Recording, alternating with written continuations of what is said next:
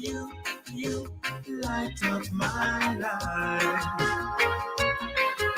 You light up my life. Welcome to the Fit Zone. Fit FM 96.7. You love your music. Fit FM 96.7. Trelawney's Radio. Your life, your music.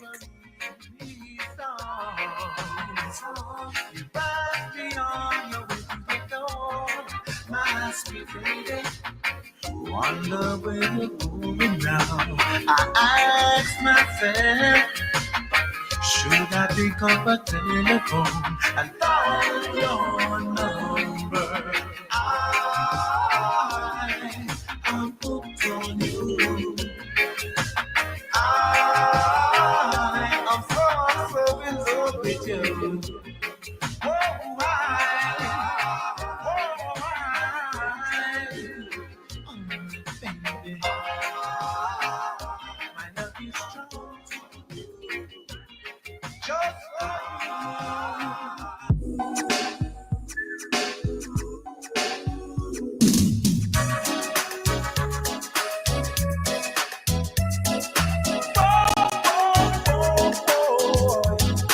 if you wanna leave, baby,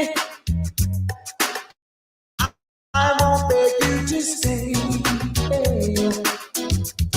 And if you wanna go, darling, maybe it's better that way. I'm gonna be strong, I'm gonna be fine. Don't worry about this heart of mine. Walk out the door, see if I can. Go on and go now. The door turn around, 'cause you're gonna see my heart breaking. Don't turn around, I don't want to see it be crying. Just walk away, it's tearing me apart that you're leaving. I'm letting you go, and I won't let you know, baby. I won't let you know.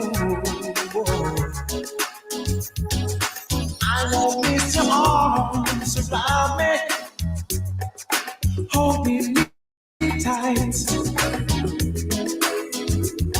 And if you ever think about me, just know that I'm gonna be alright. I'm gonna be strong, I'm gonna be fine. Don't worry about this heart of mine. I'll never survive you, I'll make it through, and I'll learn to live without you. But don't turn around, 'cause you're gonna see my heart breaking. Don't turn around, I don't want to see it be crying. Just walk away, it's tearing me apart that you're leaving. I'm letting you go, and I won't let you know.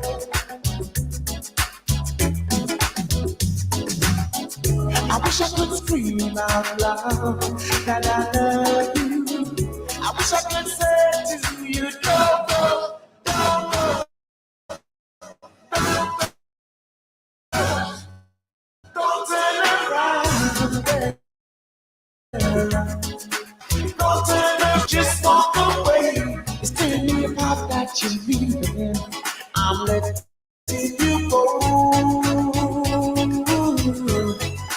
Don't turn around, 'cause you're gonna see my heart breaking. Don't turn around, I don't want to see it be crying. Just walk away, it's tearing me apart that you're leaving. I'm letting you go. Don't you turn around. I don't want you to see when I'm crying. Don't turn around. Hey, you do nothing when you're leaving. Don't turn around. Well, I don't want you to see when I'm crying. Don't turn around. No, I don't want you to turn when you're leaving. Don't you turn around. Don't turn around, yes. Don't want you to see me cry. Welcome Welcome to the Fit Zone on Fit FM 96.7. Your life, your music. Fit FM 96.7. Trelawney's Radio. Your life, your music. This is Fit FM. Fit FM 96.7. 96.7. Duncan Trelawney. Duncan Trelawney. Small and medium-sized business owners, promote your business on Fit FM Business Ballout. Call our sales office today at 876-377-3442 or 876-317-1991. Don't be left out. Promote your business on Fit FM Business Ballout.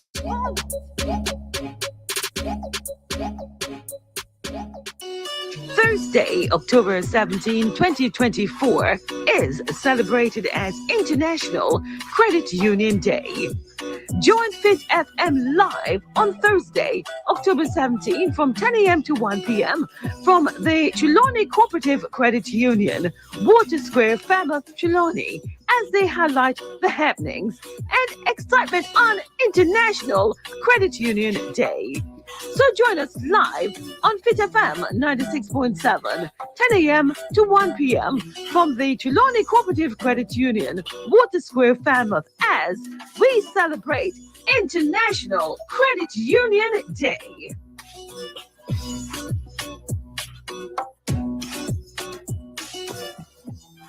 Fit FM 96.7, FitFMJA.com for a simulcast of Primal Sports, an interactive sports program produced by Primal Media and presented by top sports activists. So tune in to a simulcast of Primal Sports on Fit FM 96.7, FitFMJA.com, and Primal4K.com.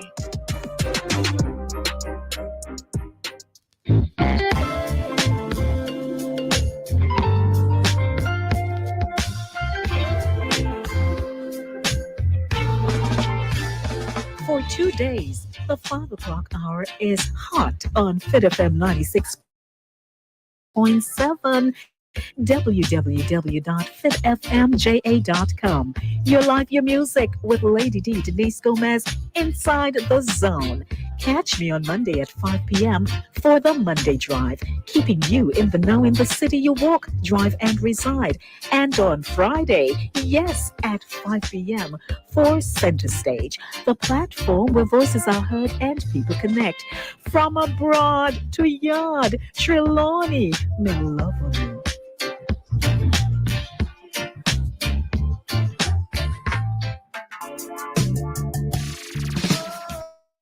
Blessings and light. This is Aymara, the musical revolutionary. Your host on the community buzz on Fit FM 96.7. Your life, your music. This and every Monday at 3 p.m. From the home to the community to the wider world. Let us be the change we want to see. Join me this and every Monday at 3 p.m.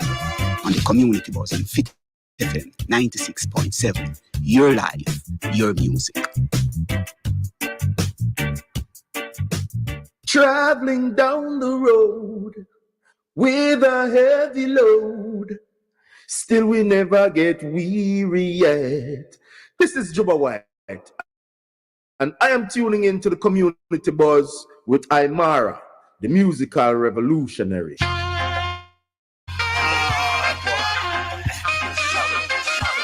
Struggle goes on.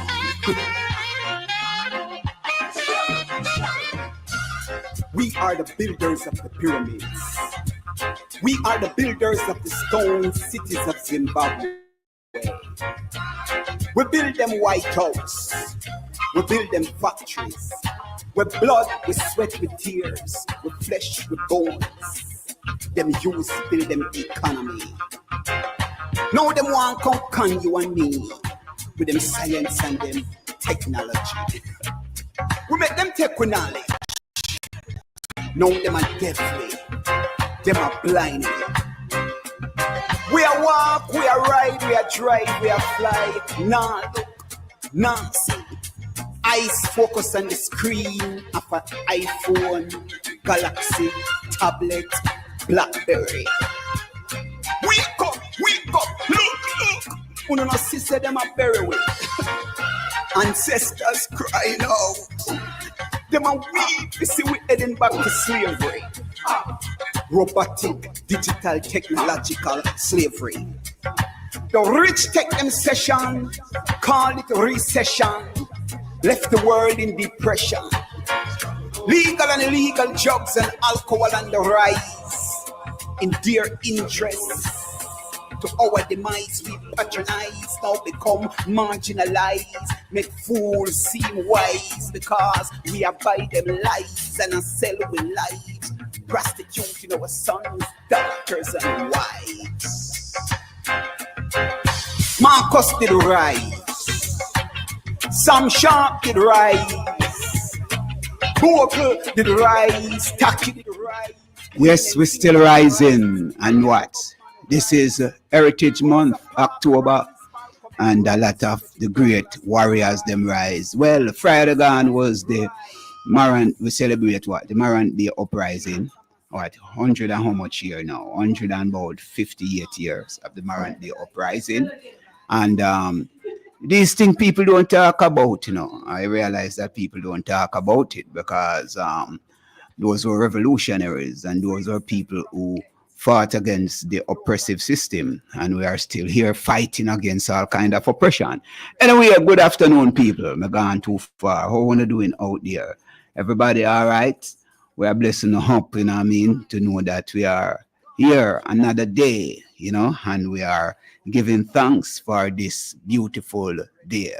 You have to make the day beautiful, you know, because some people making their day miserable, and some, you know, are wondering or hoping for a better tomorrow, and some are living in the past.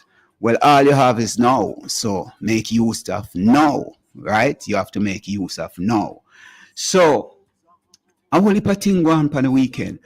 I don't remember if I mentioned what took place over the stadium last about a week ago. The senior citizens have their sports there. Did I talk about it? Yeah. Well, that was beautiful to see all those elders, you know, doing them egg and spoon and tug and war. Me have to laugh because a couple people up till 70. Yeah. Up to 70. Up to 70, I may be older. This is 2024 and 70-year-old people are called elders now. Why wouldn't we call them elders? The seniors. The seniors. Yeah. So the seniors were, you know, having a great time. I went there and I full joy. I really laughed. You know, I had a lot of fun. Full joy in them running. Why you never take part because you're elder. You know, real senior citizen status yet. You know what I mean? But it was beautiful. One of the sweetest joke is when them do the tug and war. And the rope bust 2 times. So what did you do? Rub with your Bengi and you rub up your height, man? I don't know what they do, but I was just observing them, you know, and they're really full joy themselves. That's good. You know? That's and this good. is something that, you know, we have to commend the organizers for, you know what I mean? I believe it is the Ministry of Security, you know, the people who work at the, I need to remember this lady name. Anybody out there can just send it, but it was a beautiful day. It was a beautiful day, you know, and Saturday, we really want to talk about this, you know, but may I reach out to somebody. But Saturday was a nice day again, you know, for the homeless, right? We had they had a 5K run walk. Yeah, and I participated in that as well. You know, well, you know, so me I go do some little running. You know what I mean? And that was beautiful. And we have to give thanks to the organizers, you know. We hope that you could have get somebody who helped to organize that and here to even talk about it. But we don't reach to anyone as yet. But it was a beautiful vibes, you know, and we give thanks for the people who are making a difference in the lives of those who, you know, fall on hard times and still going through difficulties, you know what I mean? Because this is life, and it is not now. These things are happening for centuries, years of thousands of years. You know what I mean? There are people who are well off, living, you know, a great life and with all the material things. And there are some people who have nothing. They sleep in the street, they have nowhere to rest. So this is life for centuries. And we hope one day we can correct all of that, you know, that everybody can have a roof over them head, unless them choose to be, you know, some people who want to go and live in the caves, in the mountain, or want to live in the hills, you know what I mean? Because everybody have a choice how they want to express themselves or how they want to live in this life. And sometimes we believe, say, we want to live for people and tell them, say, I saw you should have lived, you should have the mansion, yeah, you should have this and that. But I know everybody want a mansion. Some people are well comfortable with a little hut. You understand? I know of a brethren live in the hills of St. Thomas, right? And he was a marine engineer, and at age 25, he already, you know, go around the world, went around the world as a marine. And at about age 32, him just sell everything where him have a house and just have a house and a piece of property up there, 12 acres of land. And then just put a little hut in the middle. And all him have is in books and him thing there, Mr. Cowan. Brilliant, brother, you know. So you see, you go there, sit down, you just feel, you know, the aura of love and light coming from this great brethren. And, you know, you just talk to him and very deep. All of the things that is happening right now in our world, pertaining to the technological world. Is somebody saw those things coming for a while, and he said that is the reason why he took away himself and go live up in the hills. Since so we give thanks when we find some people, you know, reaching out and giving assistance to those who are struggling. You know what I mean? So we are here on the Community Buzz and Fit FM 96.7, your life, your music. I believe we have some challenge on the website, you know, but for those who are finding it difficult to log on our website, you know, so let us go to YouTube, you know, or Facebook, because we're having some challenges, you know what I mean? Yola, you have the Facebook link or the YouTube link? Just Fit FM. Yeah? So we're on Facebook, Fit FM, and YouTube. Just Fit FM. Right. On, yes. You know, both angles, yeah. So we are doing this Facebook, YouTube Fit FM, and Facebook Fit FM. Yeah. This is the Community Buzz and Fit FM 96.7. Me have kind of multitask aside because I want some people who want to log on. The website is giving us a little challenge at this point. Yeah. So let us do this. Yes, this is a Community Buzz and Fit FM. And we are also smallcasting on primal4k.com, and that is www.primal4k.com. And what's Imara is here. We have a nice program lineup, you know. We are going to talk to a Maroon Colonel, right? Mr. Colonel Sterling from over there in Moortown. He's the head of the Moortown Maroon, right? So we are going to talk to that colonel about 3:30. But you know, there are some issues. You know, say we plan every week that we are going to, you know what I mean, tap into our first national hero. And that is Marcus Mosiah Garvey, right? And we are looking on some great things that he said right here. And talk about no justice but strength. We have to understand that. No justice but strength. Don't be deceived. There is no justice but strength. In other words, in our material civilization, might is right. And if you must be heard and respected, you have to accumulate nationally in Africa those resources that will compel unjust man to think twice before he acts. And we see that go on in the world today. You know, America have to think twice before they run down upon China. They have to think twice before them go over India.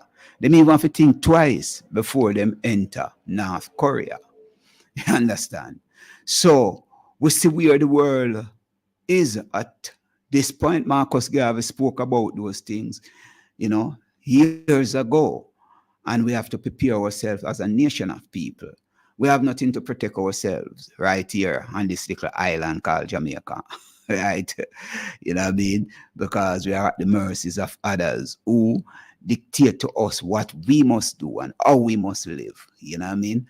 So structurally, we have to prepare ourselves how we are going to function in this world and what we are going to do to be a great people or a great nation.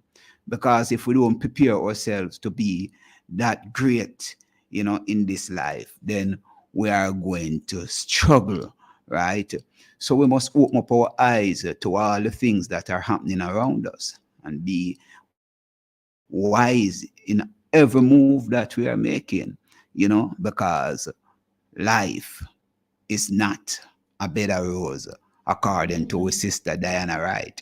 Life is not a bed of roses. So you have to find yourself, you know, doing the right thing. You have to make sure that you are in the right frame of mind and don't allow other people to program you, because that is what is happening to a lot of people. As we said, we're going to talk Maroon. And I was talking to the great Colonel Sterling yesterday. And I am just looking at a few things. I'm going to go find a book here. The book here named Too Black to Succeed, right? The FinSac Experience, Valerie Dixon. And she did some research, and we'll talk about the Maroon in a little. We'll read something about the Black Shot. The Black Shot was a military force made up of slaves who allied themselves with the planters and the colonial government against the Maroons. According to Kenneth Bilby in his article, Two Sister Picnic, a historical tradition of dual ethnogenesis in eastern Jamaica. These black troops proved to be invaluable to the military campaigns sent out against the rebels. The Maroons, in their turn, nursed a special hatred for the Black Shot, who, in their eyes, has chosen to a slavish life over a life of freedom and had sold themselves to the very powers responsible for their own oppression. Bilby further stated that Maroons adopted an attitude of undisguised contempt for those who remain enslaved. With the Treaty of 1739, the Maroons took over the role that the Black Shot once played. It would have been foolhardy of them to jeopardize their own being for those who had and may yet again betray them. I want that to sink in. And that's why I heard my goodly sister, Kabu, spoke on a program yesterday morning, and she's still talking about the whole thing of the denigration of the Emancipation Day by the PSOJ. Okay.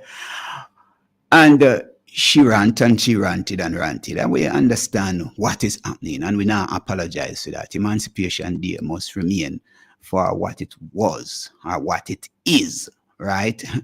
Because the reason why I'm confused with what it was, or when I say what it was, is because there was a time when, you know, we never celebrated. It's like, make we say, the wider Jamaica never celebrated.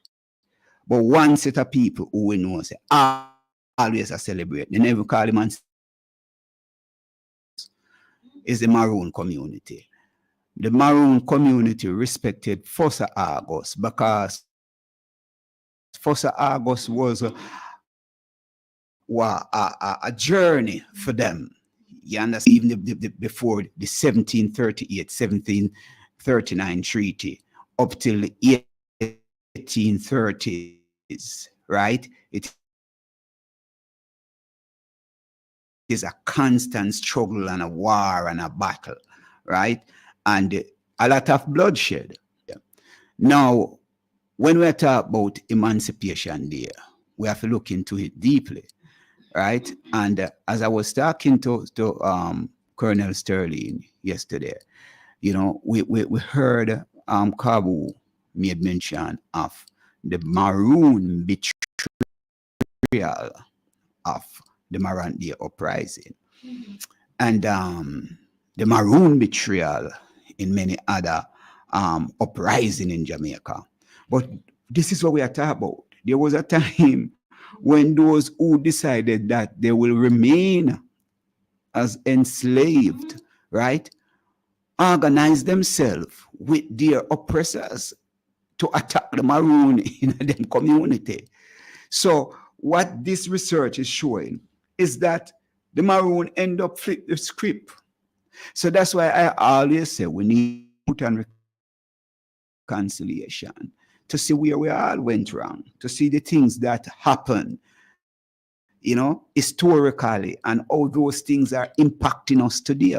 We must find a way out rather than still blaming each other. We who are living one year today, still blaming our one another, right, for decision, made by some people over 300, nearly 300 years ago or 200 and odd years ago, right? We're still there. We're still there. A quarrel, right?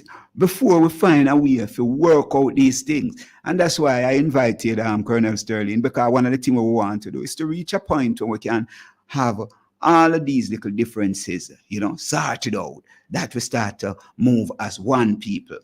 I'm going to go further into this. The peace treaty also contains a clause that required Maroons to fight on behalf of the colonial government in the case of local uprising or foreign invasions. This clause now placed the shoe on the other foot, and the enslaved now hated the Maroons for their role in thwarting any attempt for them to escape to freedom. As part of their reward for cooperating with the colonial government, the Maroons were allowed to own slaves. This is supported by Arnold Bertrand in his article, Jamaica Black and Colored Slaves Owners, in which he said, and I quote, the first black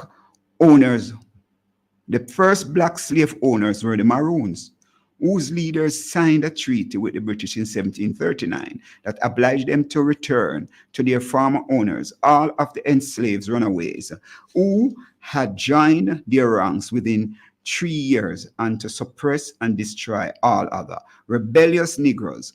As a reward, a number of Maroons were allowed to own slaves in post-treaty period.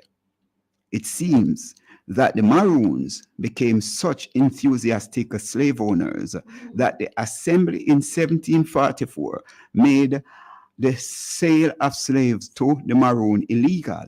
The practice continued, as was confirmed in a report by the Superintendent General of Maroon Towns in 1773 of Maroon officers owning slaves that were unaccounted for. So, while we read into history, we see there that there's a lot of things that can, stir up hunger inside of people, see? And we have to find a way not to allow the past, to make us still fighting, because the divide and rule tactics, is by our oppressors. It's not by us. See, so they created all of these strategies that we must continue to fight with one another.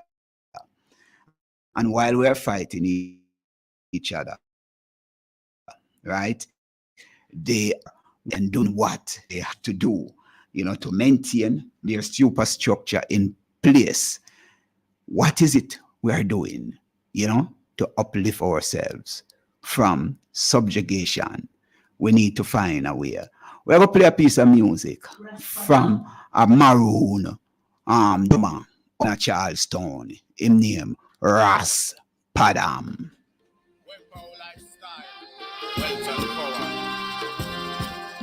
Be merciful to me, oh Jah, for my soul just stayed in thee. In the shadows of thy wings will I refuge until these calamities passes over me. Be merciful to me, oh Jah, for my soul just stayed in thee. In the shadows of thy wings will I refuge until these calamities passes over me. I will cry unto you, O Jah, most high, perform it all things to me. He shall be sent from the heaven of Mount Zion, and the Spirit shall surely set me free. Man, I come from where lion there, hatred and fire there. Deep dark dungeon where the lion there. In at the furnace of flames where the fire there. Give me pass, let me hear Selassie higher there. Be merciful to me, oh Jah, for my soul just stayed in thee. In the shadows of thy wings will I refuge until these calamities passes over me. Be merciful to me, oh Jah, for my soul just stayed in thee. In the shadows of thy wings will I refuge until these calamities passes over me. Spears and arrows and their tongues are sharp swords. Heaven to Jah, and let thy glory shine above all the earth. They had prepared a net for my step, my soul bowed down. They have tickets are built before me, but into the midst they are fallen by themselves. Be merciful to me, oh Jah, for my soul just stayed in the shadows of thy wings will I refuge until these calamities passes over me. Just stayed in thee. In the shadows of thy wings will I refuge until these calamities passes over me. Be careful, please be careful. Be careful. No man breaks that law. Be merciful to me, oh Jah, for my soul just stayed in thee. In the shadows of thy wings will I refuge until these calamities passes over me. Be merciful to me, oh Jah, my soul just stayed in thee.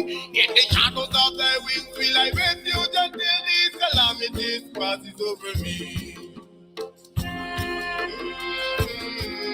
Retreat and fire there, deep dark dungeon where the lion there. In at the furnace of flames where the fire there. Give me pass, let me hear Selassie higher there. Be merciful, for my soul just stayed in thee. In the shadows of thy wings will I refuge until these calamities passes over me. Be merciful to me, oh Jah, for my soul just stayed in thee. In the shadows of thy wings will I refuge until these calamities passes over me. Spears and arrows and their tongues are sharp sword. Be thou exalted above the heavens, O Jah, and let thy glory shine above all the earth. They had prepared a net for my step, my soul bowed down. They have tickets are built before me, but into the midst they are fallen by themselves. Be merciful to me, oh Jah, for my soul just stayed in thee. In the shadows of thy wings will I refuge until these calamities passes over me. Be merciful to me, oh Jah, for my soul just stayed in thee. In the shadows of thy wings will I refuge until these calamities passes over me. Be careful, please be careful. Be and breaks Jah law. Yes, yes, Japadam, the Raspadam that say, be merciful to me, O Jah, and I want you be careful, be careful. And we know that we have to be careful. 35 years before the Second Maroon War, in May 1760, it was recorded that with a full support from Queen Anne, the Ashanti woman from Ghana, who ended up as a freedom fighter and a hero in Jamaica, Taki, what spell? Taki, that's spelled Taki, which is Takyi, and we spell it Tacky, right? In English and his allies, Ya, Sobadu, and Kwarteng, who were also Ghanaian descent, escaped into a cave from beyond this plantation to plan a rebellion. Taki plan was to defeat the British and all slave masters and create Jamaica as a separate and independent black colony. That was the intention of Chief Taki, right? And one of the person in 1760 who was there with Taki is a man called Dr. Bookman. And the same colony that Taki intended to create it here as a black colony, Bookman went to Haiti, right? And about 30 or 29 years after, right, them created what we call a black free nation, the first and only one. So when we talk about Maroon, we want people to understand the deepness of it, as a freedom fighter. Because even when people are going to talk about the celebration of independence, it is a long journey to that. And we believe independence were the real by class. Because those people who we call Maroon, they weren't educated people in the sense that we would call educated by the colonial masters. Those who betrayed us were made slaves. You want to understand what I mean, made slaves? They were prepared for the job that they did. Maybe unknowing to them, because many of them never know. Them just hear say them get education, but the education system that we inherited, that we are giving our children, we get it, and somehow we are giving our children it right now, and still I send our children to go and imbibe all of this madness, right? Is to prepare us to be good behaving slaves, to serve the interests of the colonial masters. And that is what is happening. The Maroon weren't educated by the colonists. They weren't educated by their enslavers. That's why they were always there resisting the oppressors, right? And from that resistance, right, we find ourselves in the situation that we are in today. We have to reflect, we have to see where we went wrong, and to see what we need to correct within this time, because some correction have to take place. And that's why we have to talk to somebody like a Colonel Sterling. So whenever you can, make a reach out to him, Julia, because we want to. Let me read further.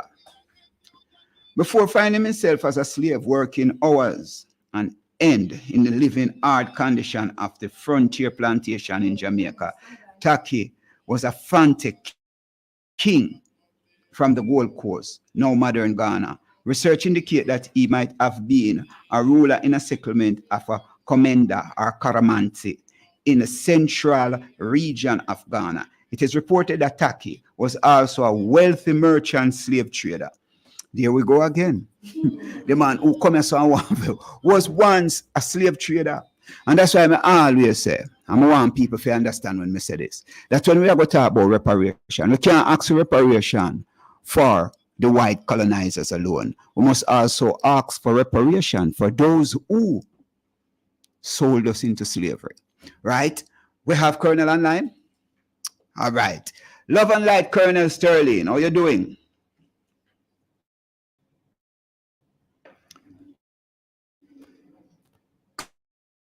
Colonel Sterling, are you there? I'm hearing you. All right. I'm hearing you clearly now, sir. How you doing? How is Moortown?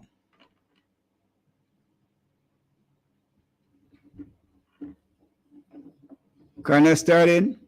Hello? Yes, you hearing me now? You know, we were generator station at Fit FM 96.7. Yes, we are on Fit FM. You are on Fit FM 96.7. Your life, your music. I don't know this. Yeah, Colonel, you are on air. We are hearing you, sir. Colonel Sterling, you're on air.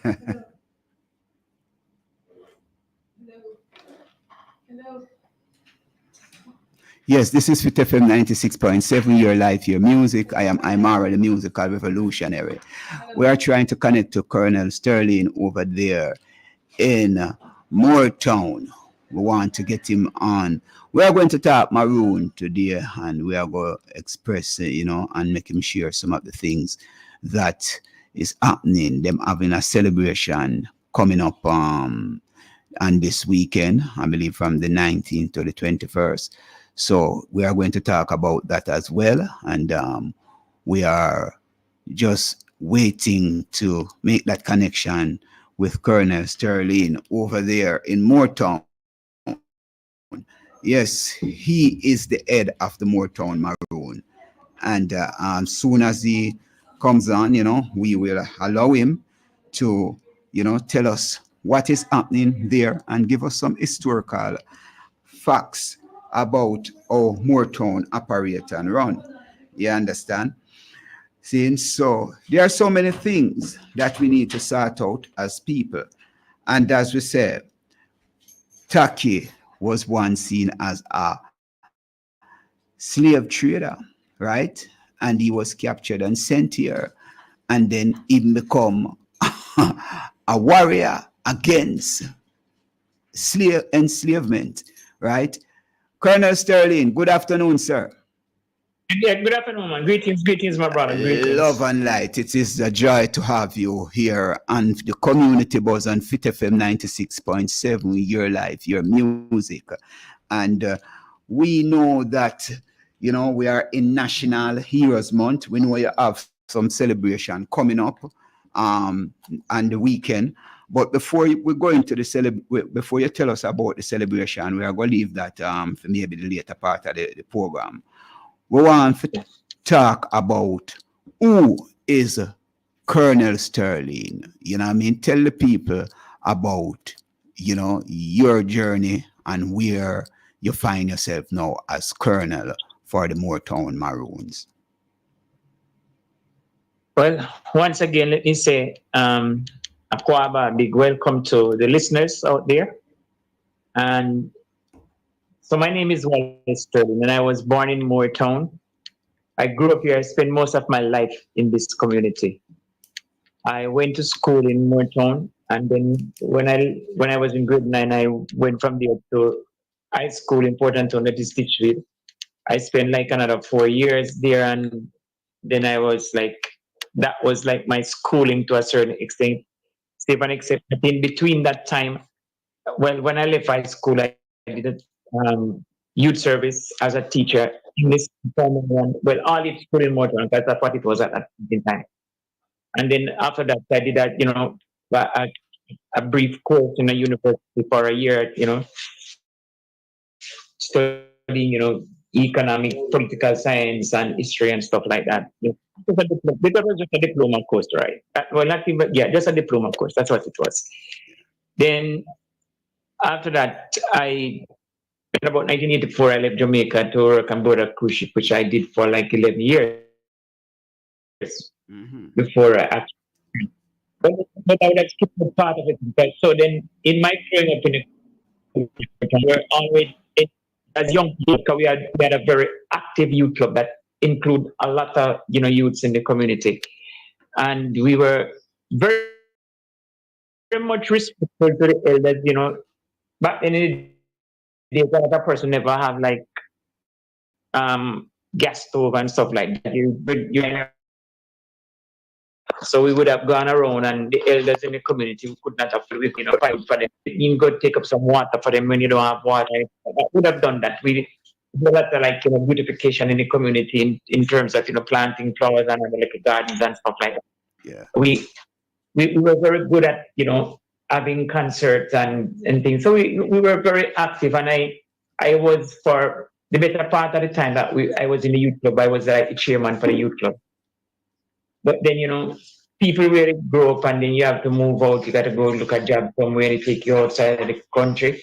And in my case, my job was overseas. Even though when I was working on a cruise ship, in the latter part of it, you know, but I want to say for the third, about 3/4 of the time I was coming to Jamaica. Let me put it like that. We were either in Ocho Rios or Montego Bay, you know, once per week. And especially the last 2 years, I was definitely coming into Montego Bay. So if I was away, I was still not away, because I was coming to Jamaica like every week. And then, you know, you work for 9 months, you're half or 3 months. All that time you spend at home, you know, with family and friends, and you still get involved in community activities and do all the things that, you know, is prudent for you to do as a young person and a responsible person. Yes. But then come 19, what happened in 1993, the company sold the ship that we were transferred to another ship. And then by 95, they sold that other ship because the company was going out of, you know, even though the new owners would have taken all the crew members, I decided, you know, I want to go home. I had a young family. I think I have money, because for the matter is, I only intended was to work for 3 years, and it ended up into 11 years. So I came back home. But when I came home, I came home in April. But in January, the then Colonel C.L.G. Harris had retired. You know, he thought that, you know, he had done enough. He had done 31 years from 1965 to 95. That's 31 years, and he doesn't think he was able and fit to carry on, even though he lived another 20 or so years after that. But, you know, that was that. So the council was mandated to continue, you know, in that position until they can find a new colonel, or a chief, or whatever we choose to call it, the person. I was approached by, you know, some members of the community, and my father being one of the person was encouraging me. I, to be honest with you, I had no intention or inkling or aspiration to want to be the leader of the community. I think I have done enough as a youth in terms of, you know, me cheering the youth club and, you know, other activities that we would have conducted. So but anyway, eventually I decided, okay, fine, I'll give it a try. Yes. So the council set a date for, since there were more than one contender, the council set a date for a nomination, and a nomination was held, and election was held September 14. Would have made it like 29 years. So that'll be 29 years and 1 month now since I'm in office today. Yeah, 29 years and 1 month. Sterling Curley, Mr. Sterling Colonel, I know that you are maybe at a spot where I just heard a little noise in the background. If you know, like someone talking, just make them know that you're on the air, and you know, don't disturb. Yeah. So. Yeah. Okay. So we understand. Yeah, Sterling. You just one second. Yeah. Yes, we are on the community buzz on Fit FM 96.7, your life, your music, and we're talking with Colonel Sterling at Moortown there in Portland. So we just want to make sure that we don't have any kind of disturbance, you know.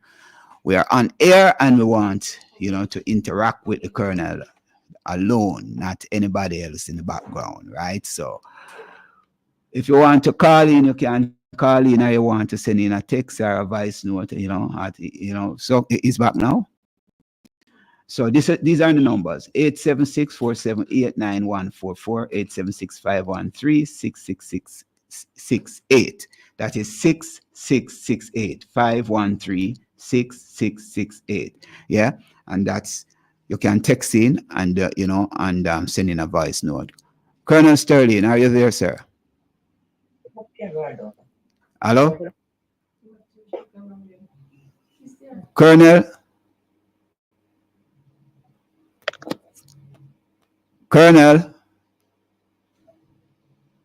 Colonel Sterling,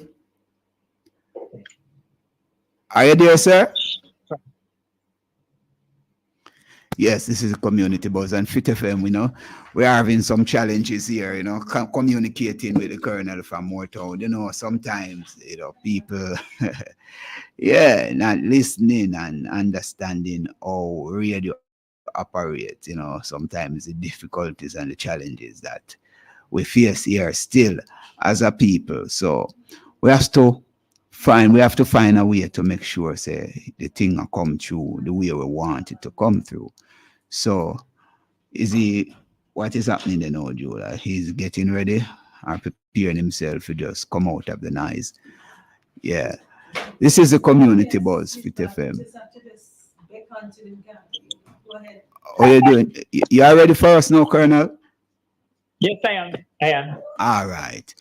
Yes. So, as you said, you pointed out to us, how long you are on the quest, not even interested to become a colonel, but because of the work that you have been doing, it is people observe leadership quality in you and wanted you to, take control of the leadership.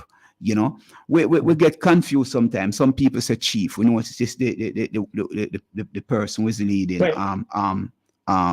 A compound call himself chief, and we understand the people in Portland. We spoke to the colonel at Charlestown, colonel at Charlestown, and we noticed you are a colonel. What's the difference with chief and colonel? Is there any difference in that? Okay, let me put it this way. Yeah. The leadership of the Maroon community was always the chief. Okay. The chief yeah. Right? But the titles that were used by the British, because the British see the Maroon as a militia, and therefore they equate leadership of the Maroon with that of the army. So you end up with terms like colonel, major, captain, and lieutenant, and so forth. That was not the way our foreparents had it done in the first year. You have the leaders and you have their assistant, and that's basically was how it was. Who is basically the chief, the ONA or whatever name they had used back in the days. But for sure, the English titles were not a part of it. But life is a funny thing. Like, for example, the word maroon. Yeah. Maroon, to begin with, was really a derogatory way to describe our foreparents that were on the plantation and they left the plantation. Yeah, well on. You say it was a derogatory way to describe. Yes. Then why are we still holding on to that derogatory expression if it is? And this is what I'm trying to explain now. Yes. So just like how the term colonel and the word maroon is around, when the treaty was signed, those are the terminology that were used. And sometimes people if you constantly apply a term to any given circumstances over many years, yes, it might just stick. So then it depends on to whom you are speaking with in the community. Would either say the colonel or the chief? Yes. And so it's like, as a matter of fact, back in the days, they never even say colonel, they say colonel. Because the fact is that where our foreparents came from in Africa, in terms of their language structure, it was mostly the Akan-speaking people that were amongst them, right? Yes. And if you know anything about the alphabet, it doesn't have a C. So it is a K that really come for the C. So they would quick to say canal, as terms like carcoon, which you should spell it with a C, and they say krojo. Krojo for them is not spelled with any C because they don't have a C, they spell it with a K. Yes. So those are some of the things them. But I wanna say something, like for example, let us take for example the so-called image of Nanny and the $500 bill. Somebody, they run a competition since they never had a photo of her or a drawing. They run a competition to see, okay, who they would choose. So they choose something, and everybody said that is what Nanny looked like. But that's not the real image of Nana Afua. Because we don't know her as Nanny neither. And we never used to say Nanny. We used to say Nana. No, so? Yeah. Either we say, in Motown, we say Grandy Nanny. Grandy Nanny. We'd never say Granny Nanny. We say Grandy Nanny because if anything, she was more a mother than a grandmother. So they use that image, and so I put a flyer out with another image that we paint, and that is on the cultural center. It's people gonna gravitate towards it because they knew that image, right? And they associate. Just like how the persons who paint the Last Supper and the Basilia in Rome uses an uncle to represent Jesus. And anywhere you're going around, everybody said that's what Jesus Christ looks like. Never look like that. Yes. So, but people come to accept it and to work with it. So when it suits us, we're gonna refer to the name that we know that our ancestors refer to themselves, and we say original name, we are Yen Konkono. That is why we refer to ourselves today as Yen Konkono people. The word Yen Konkono. Yen Konkono. Yen Konkono. Yeah. It is an Akan word, which really means people who are free, people who are independent, people who live together in commune, people who watch out for each other. You share things, you hold things in common. You help to defend your community against outsiders. So it can also mean friendship as well. Are just friends. So that is what it was, and that is the spirit that kept them together. Not no maroon word. The spirit of the Nkunkuno that what keep them together, because they know they had to come together to fight against this one common enemy. We're not necessarily seeing everything eye to eye, but at least they have one common enemy, which round they have to unite, because failure to do so might very well lead to their demise. So when we use the term now over the years, as I said, when the treaty was signed, those are the terms that were used in the treaty. But people, use them interchangeable as well. So we're not too worried about it now, because it's like somebody, they're telling you things, but at the same time you can stand up to them and dare them and says, okay, fine, that's what you're saying, but we are who we are, and we're not going to be defined by what you say. We will continue to be whom we are, and irrespective of how you like it, yes or no, but we're still going to be whom we are. You talk about the Yenkunkuno people, right? And the whole description, because there are other people who are seeing the Maroons as the original Moors, the Moors who were a part of Spain, who traveled here with the Spaniard. Researchers go as far as talking about, this Professor Dr. Afros. She made mention of some great things that the Moor did, and the language, and that the Moors were also Islam. And we noticed that some of the Maroon chief or Maroon people, when them greet people, them say Assalamu alaikum. Yeah. That is true. Yes. That is true. Yeah. What you see, look here. Our foreparents, by and large, right? Because we have a tie of foreparents as well.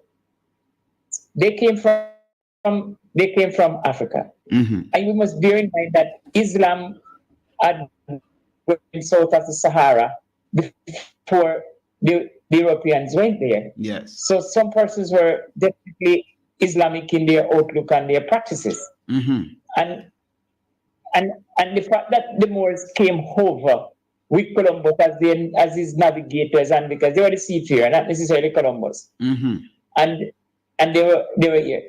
It's possible all of them had went back with him on his first voyage, but then there were subsequent voyages after that, and you know they could have come on their own as well.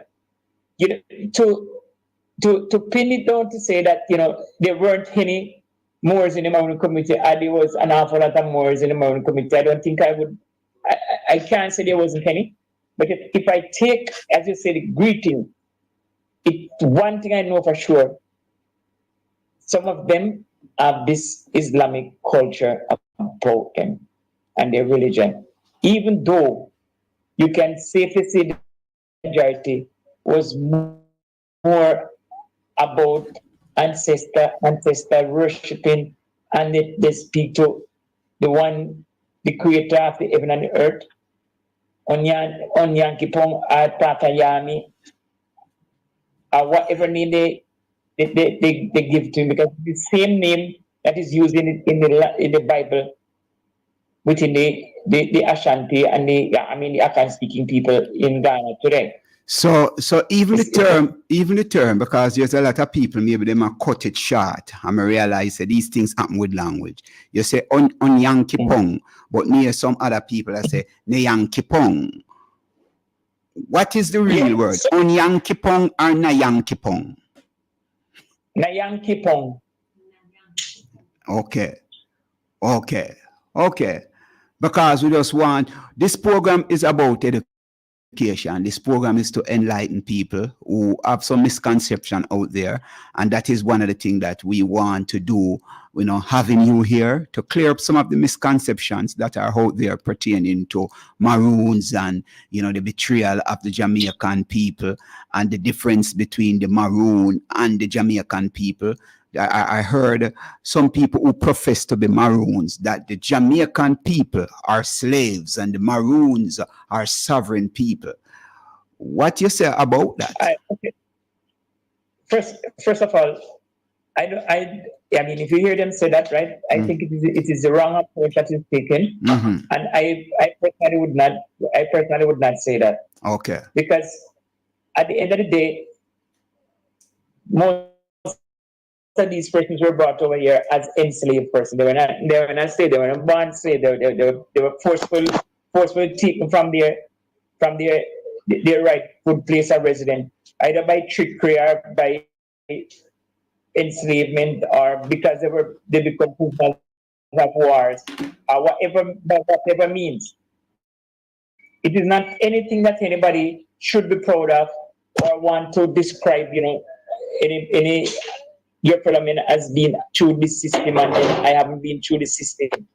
That doesn't make sense. It doesn't sit well with me, because at the end of the day, we are all people of African blood, and whatever befall us, befell our poor parents, many times it was not something of their own making. It is something that others would have enforced upon them, put it upon you by force. And some of them could have left the plantation, some of them could not have left the plantation, and some of them had no desire to leave the plantation anyway. Aye. And I was, as you said that, I don't know if you know of this history. I was just reading from this book by a sister who has Maroon heritage. Her name is Valerie C. Dixon. She wrote a book, Too Black to Succeed, the FinSAC Experience. And based upon some of the research, she was talking about, there's something in the book about the Black Shot, was a military force made up of slaves who allied themselves with the planters and the colonial government against the Maroons, according to Ken article. Two Sisters Pitney, a historical tradition of dual ethnogenesis in eastern Jamaica. These black troops proved to be invaluable terror campaign sent out against the rebels. And as you mentioned earlier, right? That the British saw the Maroons as a militia, right? Yeah. When you say this, the British saw the Maroon as a militia. Whose militia? The British militia, because we are talking about Colonel and Chief, are the Maroon as a militia. Militia opposed and the colonists. Okay. So the black shot, some of the black shots were actually free blacks. Mm-hmm. They were not, they have the slave, right? Who would go to and the slaves would be like the baggage carrier and stuff like that. And then there are other slaves who would take it upon themselves to go on Maroon. Mm-hmm. But the black shot, you have black shot and you have white shot too, you know. That's another part of the story. Okay. Yeah. So you know the planters would have to provide, you know, and then there were white men who have their own militia that will when they going on a part, when they're having a campaign, then you would have to bring in the regular soldier, bring in the planters, the white militia and the black shots. Mm-hmm. And these are black who would willingly join their forces with the army to go hunt on Maroons. So that's why sometimes when I hear people talk about the Maroons doing wrong and other people doing, I try to keep a low profile and then I try to say, listen, if we have any gaps or understanding of the history, the things that our foreparents had to undergo, and the things that the colonizer, the trap that they set for them, or they use the divide and rule policy. True. The field slave opposed the house slave. Yes. Who was inferior from who was superior. And they would pit one against the other because that is what they best know how to do. Yes. Create problem, mayhem with people. So because persons were gullible enough to accept things like those, then we end up with the kind of conversations that we're having today in terms of who was right and who was wrong and who did what and who didn't what. And in the equation, yes, the white colonizers were the ones who were causing the problem. And even today, yes, you know, you look at the situation and you say, where did we end up with two political parties after independence? That's a big question. That's a big question. Before we go into that, because we're going to go into that, right? Before we go into that, other people are tuning in from elsewhere in the world and they are asking questions. So hear this question. Okay, so this is from your friend HMH Shot. She's in the UK, right? Yes. She wide awake, you know. Okay, so Colonel, I hope you can hear me. She's saying, ask Colonel Sterling to tell the story of the Moortown freedom fighters having to march for days over to Cudgerstown while Quo and others rebuilt Nannytown after it was destroyed by the British. So this is another story. And she is agreeing with you that freedom fighters were betrayed by black shots who were bribed, given their freedom, to help the British find the hidden towns. All right. You know, and of course, you know, other persons are tuned in from New York, and Michelle Clark. Everyone's tuning in. So, you know. All right. So, Colonel, you want to elaborate on what HMC Shot is saying? So, okay, fine. So the place that the government referred to as Nannytown, we refer to it as Stony River. That is to say, Stony River. Stony River. Because, yeah, okay, the proper pronunciation in English is Stony River. Yeah, but we don't say Stony, we say Tony. Stony River. Yeah. All right. So that is where the main citadel for our ancestors were in the Blue Mountain. They had other communities and other location. They have like dinner time, they have Catterwood in the Janko Mountain. But that one was the main city there. That is where Nani was. Okay.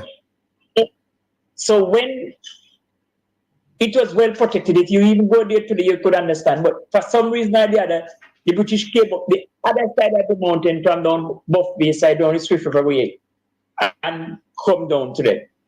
All right. After the, the stories that it took it on, but not tell a fact them around all friends knew that they were on them, and they went across the other side of the river, up into what you call Abraham Peak, and from there they fire flaming arrows into the thatch hut and burning down when the British were there. Because if you capture up with so many odds, and you don't slay anybody, you don't hold on to not even a baby, then that means that something is not right. Either you are not telling the truth, and the people that you think you captured did outsmart you. So what they did, because it was, then they move across. And when the British enter, boom, they fire arrows in there and burn it down, and they move on to other places. It was during that time that Nani and the others went down to Trelawney, to the cockpit country. Okay. To Kojo. But you got to understand that it's easier to find food and cultivate land in the Blue Janko Mountain than down in the cockpit country. Okay. And people must not think that the amount of fruit trees and the amount of things that we have now, that they were in existence back then. Like the OTT after the breadfruit and stuff like that, those came after. Mm-hmm. So the main crop was like, banana, plantain, and cocoa. Yes. Not even Dashkin, because Dashkin wasn't even in Jamaica. Plus the amount of the other vegetables that they could find in the forest. For example, the jokoto or the wild hook. Or they would eat the cocoon and the touching. Aye. As you talk about jokoto and wild hook have just like the touched. I want people to understand the history. You talk about the jokoto, you talk about the wild hook and the touched. Now I want you to expand, because I want to people to understand how multifaceted we are when we utilize these plants, because the what we call name touch is what we used to use and put on your house top to cover your roof, and the whole thing of wild hook. I believe the hook of the wild that a particular part of it they used to mute it and make amper and them thing. They not say it go. No. So you have two kind of hook. The one that they use for making hamper. Yes. And the one that you eat. Okay. they look alike, they look alike because the leaf, if you're just gonna go by the leaf, yes, you're good. But the one that they use to make hamper, the leaf is a slightly yellow, a little yellow, and the vine will tend to grow bigger than the wine. Right? So we are learning. It's two kind of wild hook. Okay. So they're both wild things, right? They go in the wild. Yes. But the one that we eat, we call that wild hook, and the one that we use for making yam pan basket, we just call it hook. Oh, okay. We get it clear. Now you talk about the touch. Expand on that a little, that the people can understand. So the touch tree, right, is the one that look like the coconut. Mm-hmm. Tree, the coconut palm. So what you do, you don't worry about them because there are thousands and thousands. So you use it. The leaf was used for building for roofing material. Mm-hmm. And they use it for roofing material. And the art of the palm tree, like in a draw, you can cook it in soup or in stew or in your rundown or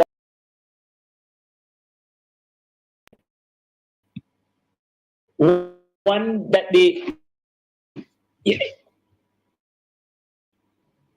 young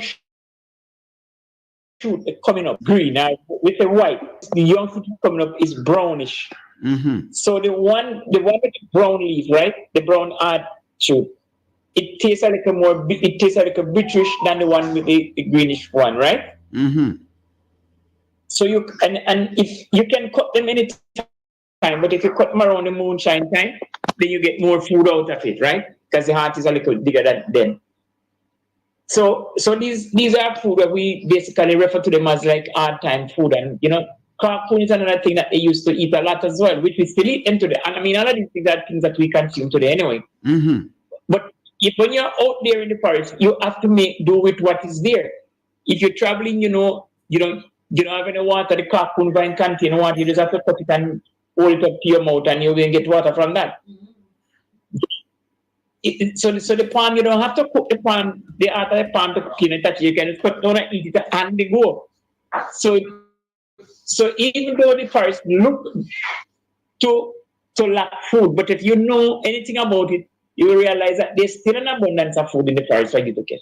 Plus, back in the days, you have more birds, you have more crayfish and janga in the river, you have mullet, you have the pony, you have the wild pig, you have the iguana, and the list goes on, things that they could eat. Yes. But you still add even more abundantly in the Blue Mountain than you have in the Cockpit country. So I think it was a matter of wanting to keep them there or something like that, and probably the shortage of food or what it might bring on why is deciding that. But they came back and they went back and reoccupied, Tony River as it were, Nani Town. Because they make sure that the fortification could not be breached again. Even though the British stayed there for about 2 years, and to the extent that the British wanted to build a road from there all the way to Port Antonio, because they were pretty much impressed by what they saw, and the fact that this community was there. And then the next thing again, when they came upon the place that they call it Great Plantain Walk, this was about a square mile of cultivation, where to grow a square mile of cultivation about 620 acres of land you're talking about. That is not the Maroons' estimation. That is the estimation from the British expedition that went in search of them. And when they found it, they declared that they were like at one side of the field, and they know that the Maroons were on the other side of the field. When they were on one side, the other one was looting. I mean, he was reprimanded. The expedition was reprimanded when he returned by his commander to say he should have cut the place down, destroyed. Okay. But they were still cultivating, But yes. So can be scared, but as I said, if you know what it is that you want to eat, so even though, and that is why people come into our celebration, you're gonna have the carcoon, you're gonna get some wild look, you're gonna get some touch, you're gonna get everything. As I'm listening to you now, we are talking about building institution, right? And one of the things with any great people or any great nation is to formulate institution that will live on from generation to generation, because individuals will come and individuals will go. But institution and ideology will continue forever and ever and ever, right? Now, whether you want to modify it and call it something different, but it is an institution, it's a culture, it's a tradition. Now, what about schooling within the Maroon community to educate Maroons about Maroon culture? Because we realize that there's so much thing floating around the place now, and when we look on the Western education, they're literally writing us out of history. Listening to you, who have so much knowledge, are what would I call the oral history of Maroonage. What are you doing as a colonel to ensure that this knowledge pass on from generation to generation? All right, okay, fine. So let me start from the beginning. Back in the days, it was expected that in the homes, the parents will be inculcating the children into these various disciplines and stuff like that. Things have kind of changed a lot, right? people tell themselves that they are modern, and because I'm modern, there are some things I used to do and I'm not going to be doing it anymore. So what we did, right, when we started out in early 2000, when we get the music at the Motown Maroon to be declared by UNESCO as a masterpiece of the oral and intangible heritage of humanity, and this was done in the second declaration that they had made, right? So we started out purposely. We interview a lot of elders, and we recorded things. That was cassette and things, right? And also we are digitalizing them, because if it is that the young people have to be taught these things, then we recognize that the things that they're using as a distraction from the regular process of learning, that is the tablets and the phone and everything, these things has to be made available in these things and these platforms. So that is why we are digitalizing the collection that we make, so we can get them and we sit them down. We have something that we're going to be doing. We're hoping to get started soon, and that is to the reclaiming of the language, the Akan language, the Twi language for our children. And this is something that we intend to start by teaching it in the schools in the upper part of the Rio Grande Valley and in the community centers and things like that. So we basically have one speaker of Twi and Board already, and there's a second person who wants to come, but he's not retired as yet. So we are looking for people now from Ghana, and it is my intention to go to Ghana. Yes, I think I will be going there next year, and we will see how we can work. I don't know that we want to at this point in time to approach the government of Jamaica with this kind of endeavor. I would rather us starting the process, then they can see what it means, and we can spread the thing around to just about every school in Jamaica. All right. I don't want to break you, but let me touch this. You talk about asking the government. You, well, within your domain, right? I am using that term as a colonel. You are the head of the Maroons, so you're like a system of government where you are, right? So, as a government who is responsible for your people, right? Yeah. And we know that there are certain clauses under the United Nations pertaining to indigenous people. You as Colonel Sterling, do you see yourself as a part of an indigenous group of people who have certain rights where you don't need to go to no government to get any go ahead. I see ourselves as being indigenous because our footprint did not came only and solely from Africa. They were some of our footprints were the original inhabitants of this island. Yes. Christopher Columbus and his Combolachi got here. So we see ourselves as indigenous from that. Because the way United Nations have it, even if you can prove that you are 2% or 1% indigenous, and you are indigenous. Yes. And the fact is that Jamaica government does not recognize any indigenous people in Jamaica. They do not subscribe to the fact that there are indigenous people in Jamaica. And make we say why the Jamaica government don't recognize that, because the Jamaican government is a proxy government to the British, and the British never recognize us as human beings from a longer while. See, so that old tradition is carry on as we were to talk about the two political parties, which we need to touch upon before we even end this program. The reason why the Jamaica government refused to see indigenous people as indigenous people is because they are carrying out the agenda of their colonial masters, which is the crown who they are answerable to. Isn't it so? Yes, but you know, but what we do and we will do and continue to do and strive to do. Yes. If when we are in discussion with the government and we don't get that one, we know there are international bodies, both by the OAS and the American state and by the UNESCO that we can United Nations that we can approach to get what we are. We are not expecting, as you rightly said, that government is gonna agree with us on many things, because the more knowledge people gain, the more independent they become.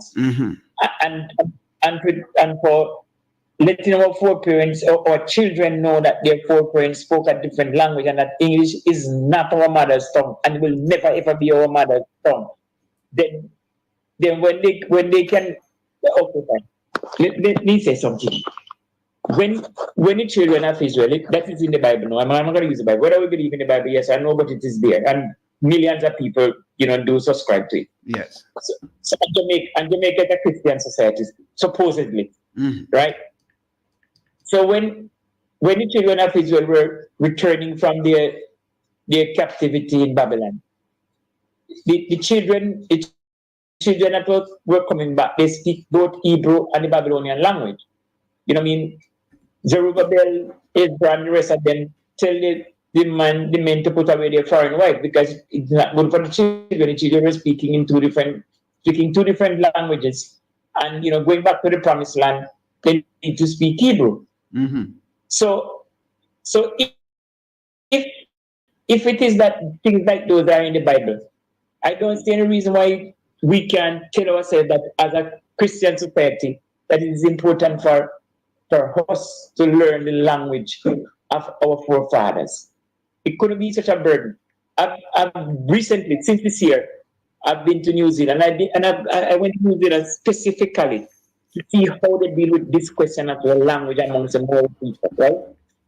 They set out purposely to reinstate, to teach the person who have lost the language, and they set it out they have schools. Okay. They have schools in New Zealand today that only the Maori language are used there. Nothing more is said there. Nothing more is said than the Maori language. And just like how you go into the airport in New Zealand and you are seeing the Maori language written on the wall, you are seeing their painting. I wouldn't see one day that these things are displayed at the airport and in public places in Jamaica as well, in the language of. Okay. Now, one of the things as you talk about, the education of our people to speak our indigenous, authentic language, because a people who don't know them language surely are going to lose them God, lose them culture, lose them spirituality, right? And we don't want that to happen. As Nkonko people, we want to know, say, we have to keep that culture alive, and whatever it takes, right, to maintain that structure, that system. And listening to you, I realize that you are an educated man and you know what is up within the Maroon culture. What kind of communication that you and the rest of Maroon community, like Akongpong, Charlestown, how are you working together to establish become stronger? So we have what we call the Maroon Secretariat, right? It's referred to as the Yemi Council of Indigenous Leaders. It is using the Taino word for Jamaica, why we say Yami Council. So it brings together the Maroon and the Taino. Before it was just the plain Maroon Secretariat. But if we were to include the Taino, then it means that as indigenous people, it means that there need to be some changes, interchange of name. So we work together, because today, even before I came on today, I spoke to at least two of the other chief and chieftainesses, right? Mm-hmm. And persons who were involved in the Maroon Secretariat before. Because coming up on the weekend when we have our celebration, all Maroon communities throughout Jamaica is supposed to be here at the celebration. Mm-hmm. To join in, because this is what we do. When we have celebration in the Maroon community, we all pull together, join in, and participate in each other's celebration. And the Secretariat is to look after the affairs of the Maroons, both nationally and internationally. Mm-hmm. Except that the Secretariat have a mandate to interfere into the individual day-to-day running of these Maroon community. We don't do that. If there's some issue in our community and the community want to invite the Secretariat to be at the Secretariat can advise, Mm-hmm. but not to create, unless if they are invited Mm-hmm. by the individual community, they will advise from a distance, but not to go and do anything internally to say, you are taking side against this or that. The Secretariat does not operate like that. Mm-hmm. We tell you have to try to make up, to deal with the situation in your individual community. And try to deal, because problem is gonna come from time to time. So you deal with the problem that is the most important. Yes. Because it is what get rid of the problem, how you deal with it. As a whole people that say teeth and tongue we meet. And teeth and tongue. And there's another saying before it become martial law, make we sit down and trash you out. All right, okay, fine. Yeah. So there you go. Another one that said before people bring fight, you make wrong slippery. Aha, yeah. See?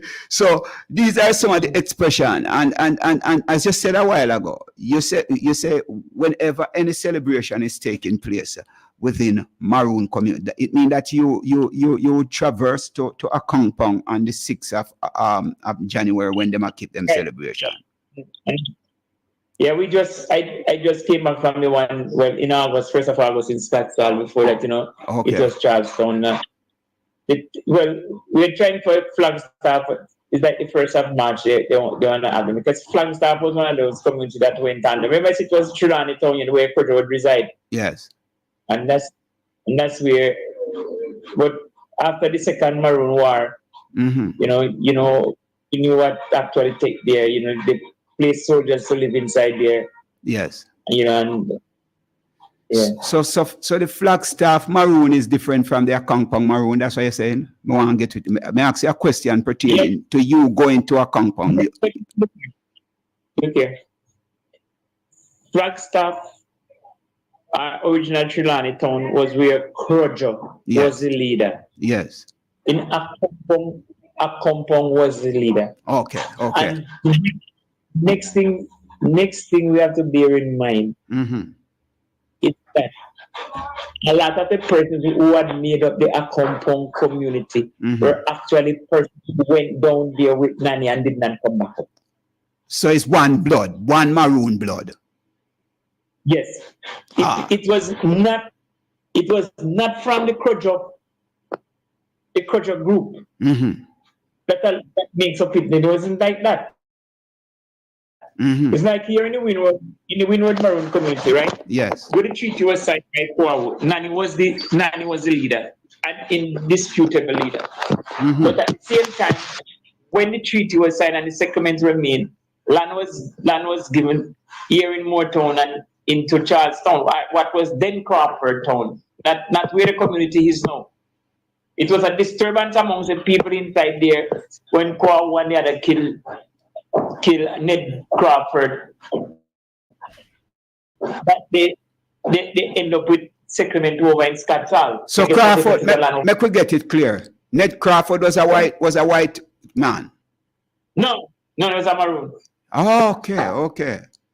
Okay. Whatsoever the dispute was over leadership or whatever the story was, it ended up in a fight. Okay. And that man got killed. Yes. We have so much to talk about. We are gonna play one song from one of the Maroon up in a him there. You can't find it. We soon come. We are gonna play one song from one of the Maroon up in a Charlestown, Raspadam, you know. So take a time, take a sip. We will take a time before we don't know what is happening here with equipment. It just kind of go and sleep away. But anyway, we are finding our way around it, you know. We are talking to Sterling, Wallace Sterling from Moortown. He's the colonel there in Moortown. And we're having a discussion. They're having a celebration coming up on the weekend. A little more we talk about that when we come back on the other side. But Raspadam. Be merciful to me, oh Jah, for my soul just stayed in thee. In the shadows of thy wings will I refuge until these calamities passes over me. Be merciful to me, oh Jah, for my soul just stayed in thee. In the shadows of thy wings will I refuge until these calamities passes over me. I will cry unto you, oh Jah, most high, perform it all things to me. He shall be sent from the heaven of Mount Zion, and the Spirit shall surely set me free. Man, I come from where lion there, you treat and sway out there. Deep dark dungeon where the lion there. In the furnace of flames where the fire there. Give me pass, let me hear Selassie I there. Be merciful to me, oh Jah, for my soul just stayed in thee. In the shadows of thy wings will I refuge until these calamities passes over me. Be merciful to me, oh Jah, for my soul just stayed in thee. In the shadows of thy wings will I refuge until these calamities passes over me. 7 Trelawny's Radio, your life, your music. Be thou exalted above the heavens, O Jah, and let thy glory shine above all the earth. They had prepared a net for my step, my soul bowed down. They have tickets a bit before me, but into the midst they have fallen by themselves. Be merciful to me, oh Jah, for my soul just stayed in thee. In the shadows of thy wings will I refuge until these calamities passes over me.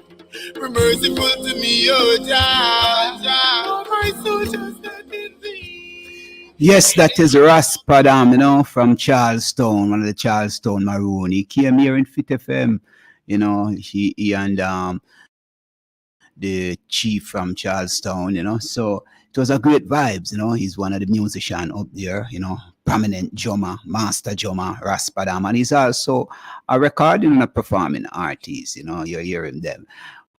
And the line we are talking to Colonel Sterling, you know, of the Moortown Maroons. And you know that they are having a celebration coming up on the weekend, you know, maybe a 3-day celebration. So we're looking forward to talk to him about that. But, you know, we'll talk a little bit of Maroon history and the struggle, you know, and we want people to understand that cultural Maroons are still, you know, effective. Colonel Sterling, you are still there? Yes, I'm still here. All right, sir. Give thanks. Coming through very clear. Colonel, when we look on some of the things that are affecting, we have to go a little bit to health-wise. And I came to Moortown years ago, and I see this woman who is 98 years old. I don't know if she's alive until now, but what is her name? I don't remember her name, but she was just very active. I'm talking about 1990, in the 90s, when I came to Moortown, right? I believe at the time, Colonel Harris was the, I believe for years, that's still it. Colonel Harris was still the colonel there. And I see this 90-year-old woman a dance and go on, and me I say, wait, what is the oldest citizen you have in a Moortown right now? If you can give me a check. No? Yeah. He was first when I was in 90-something. Okay. Zine. Because one of the things... The truth, you know, after it, you know, well, first of all, life expectancy has gone up in Jamaica. a whole, right? Mm-hmm. And you know, the average age of person passing away now is probably in their 80s, and you know, Yeah. I mean, you have the young people who normally go by accident or some cancer or something like that, you know. But the average age of the Maroon people, when I grew up in the hills of Rowan River, Yearfield, me know Mass Willie, and even him have two daughters. One is still 87-year-old now. Miss know me drop out about 2 years ago. She was 98 when she made that transition. And for them father lived till about 107 years old. Right? One of the things that we know help to maintain us is the thing that we eat, the air that we breathe. Now, I want to know what is happening in the Maroon community pertaining to the consumption of food. What are the foods that you're still eating up there? You're still grounded with the original food, or people are go buy KFC and them something I'm bringing? Well, yeah. First of all, advertisement is a hell of a thing, right? Advertisement, yeah. Advertisement will make you spend your money for not at all, because all the advert cleverly put together, right? So I remember one point in time when they used to tell us that coconut oil is not good for us. We must use the vegetable oil like carnage, right? Yeah. And now everybody makes a U-turn, and the same coconut oil is so bad. When we grow up, we usually use to wipe the foot a man in time, lotion to foot our ear and everything before we go to school a man in time and out on the road. Yes. All of a sudden it come back now, right? Yes. So the thing I'm saying all of that to say this. Yeah.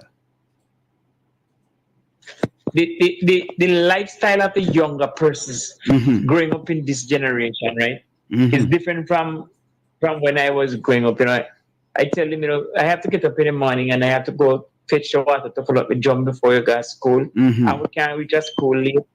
And what was for breakfast? We enjoy that, whether you have a bit of roast bread food or yam or boiled food or fried plantain or whatever. I mean, because of the advertisement and the way they put forward certain things in your face and in the supermarket. You know, when you go to the supermarket, that are the eye-catching things for children. Yes. Yep. Notice that?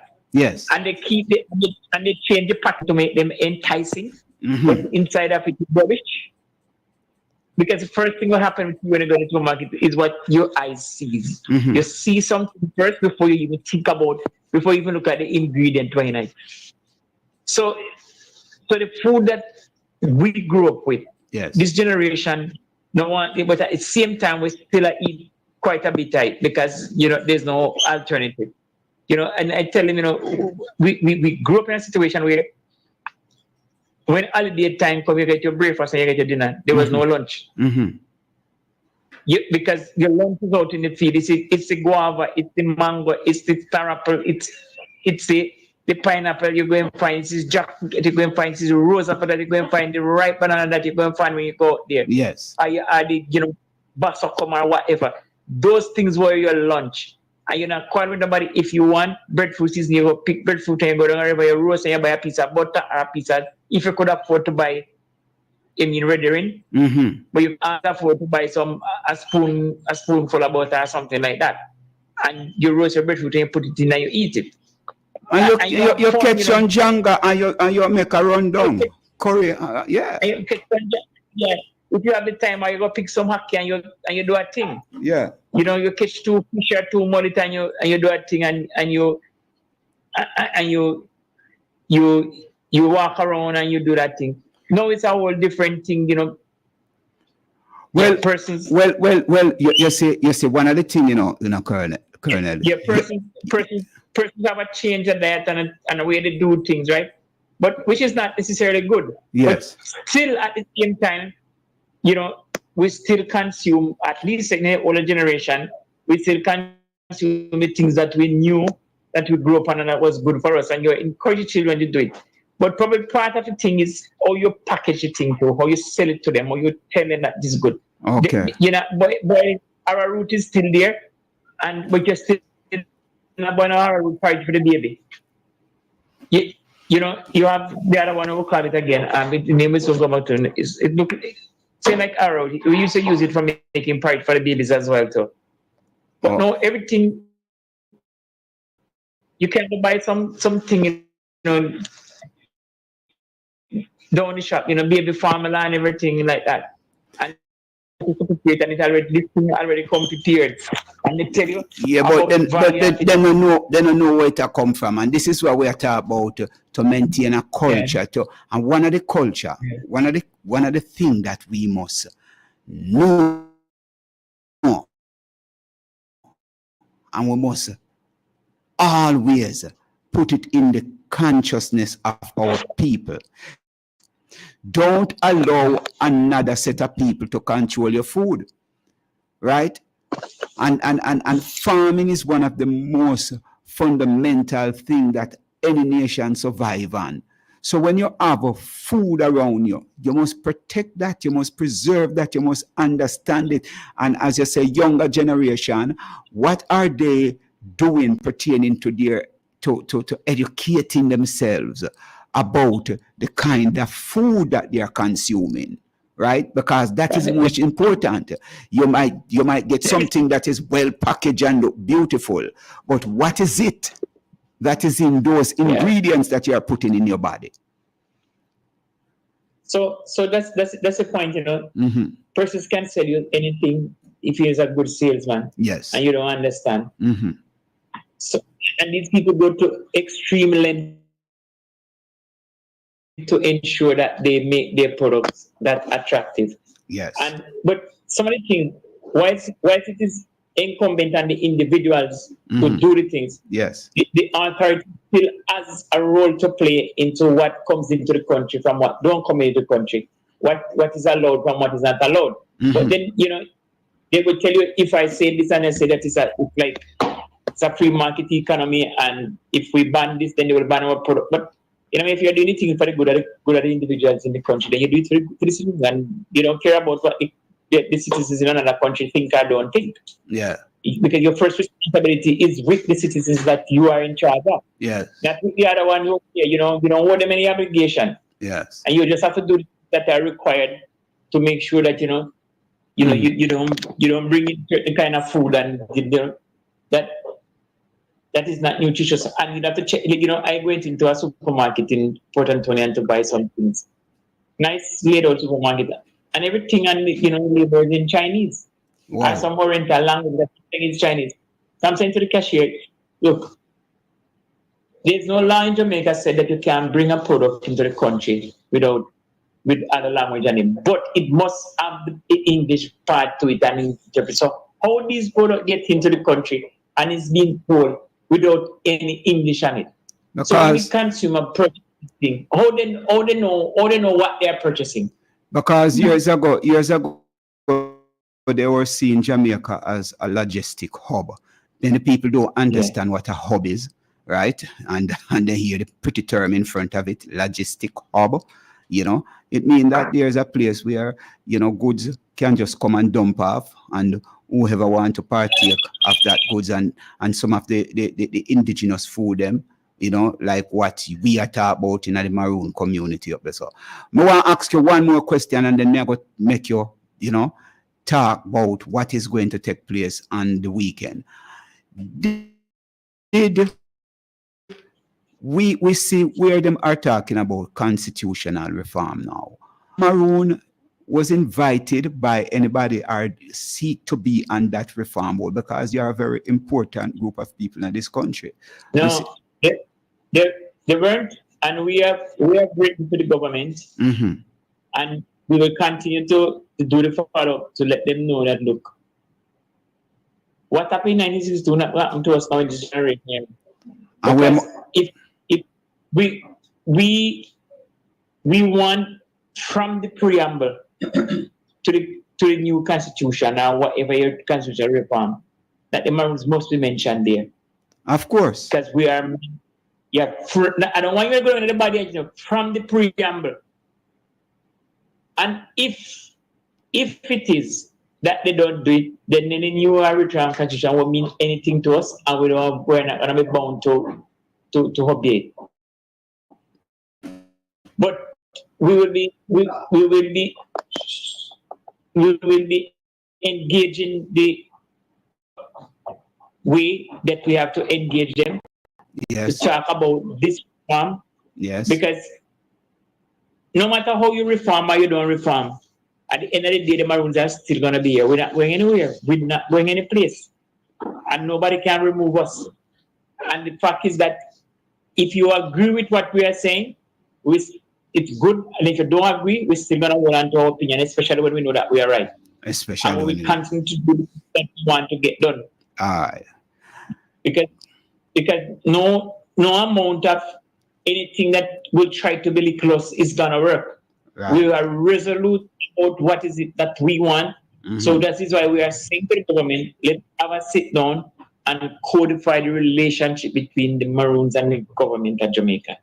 So that the next generation down the road, my children and my grandchildren must not be in any limbo or any uncertainty about what takes place. These things have taken place in other. The fact that why the government of Jamaica is not saying that they're indigenous people is because of the responsibility that will come with it. That is what they are trying to avoid. That is why they are going around and saying what they are saying.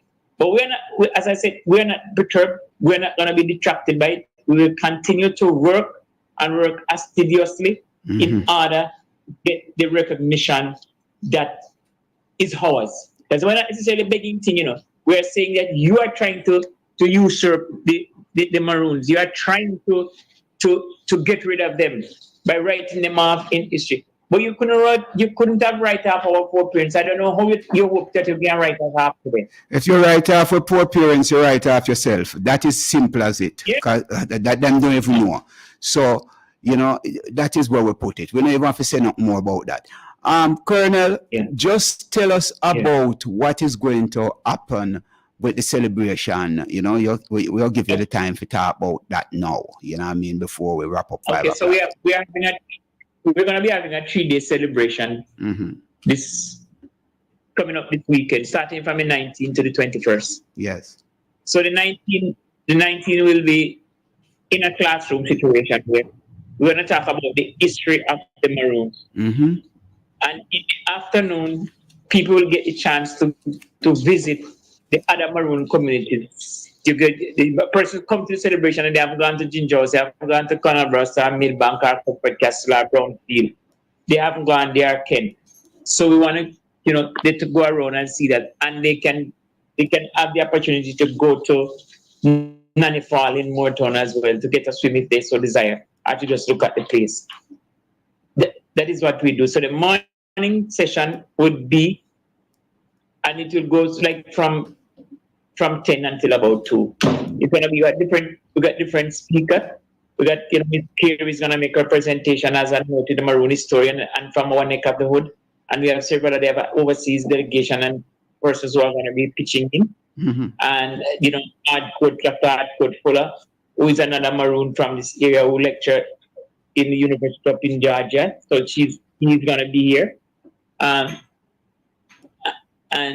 there's somebody else that we are trying to get, but I've been able to contact the person.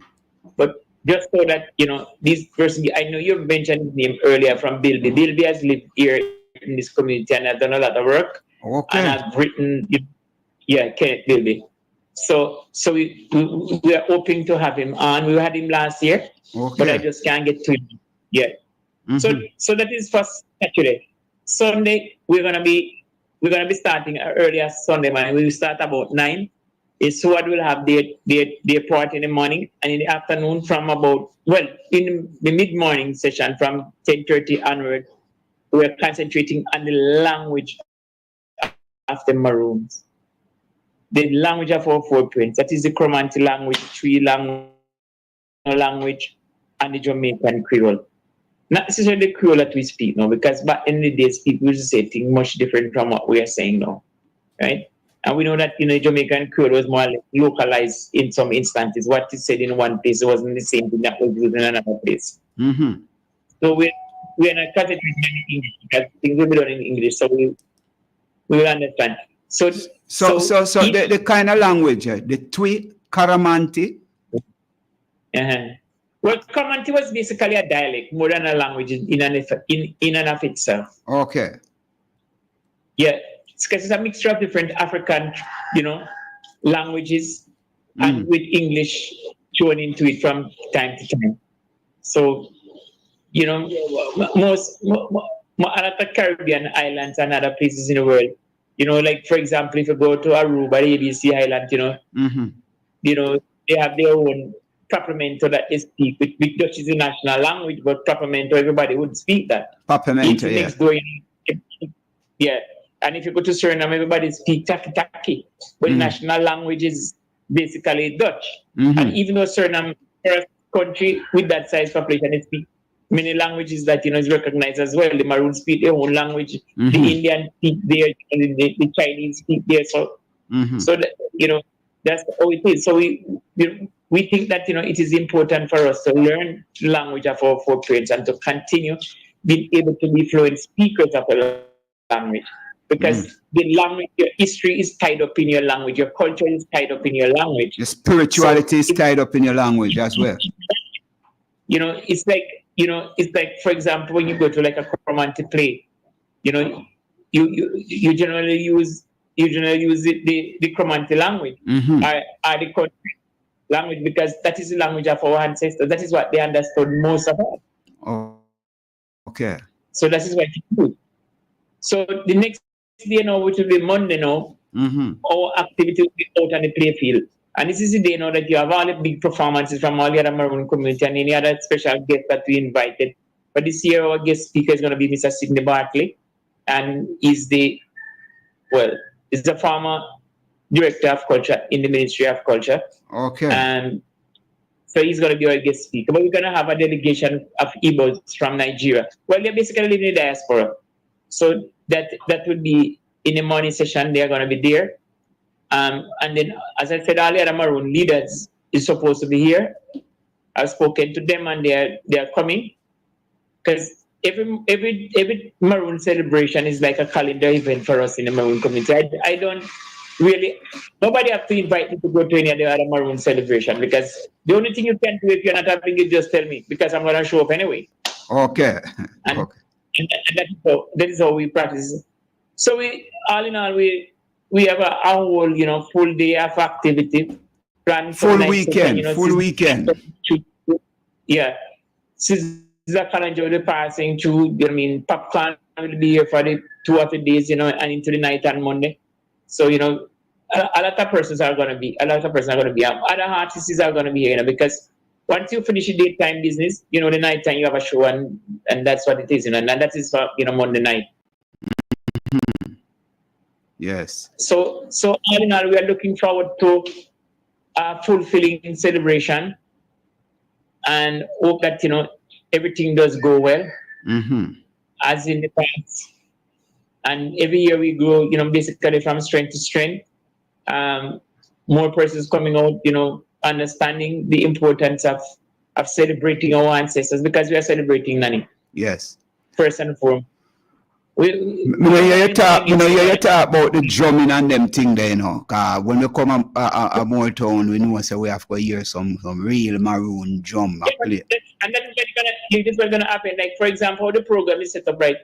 So when I speak as the chief of Motown, after I finish my speech, then the Cromanti dancers and drummers from Motown, they perform. Okay. And it's same thing for Charlestown, the same thing for Scottsdale, the same thing for